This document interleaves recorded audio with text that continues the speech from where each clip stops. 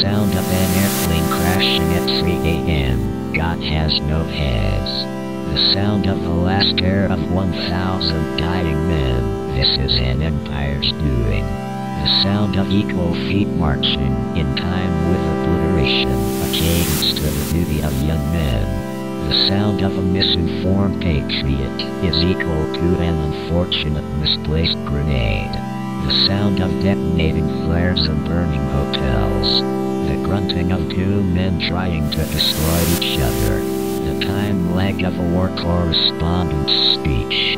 The sound of 10,000 mallets banging away at aluminum to build crafts of the sky, to blades the grounds of schoolyard children. The sound of a veteran's neurons, memories popping, even while they sleep.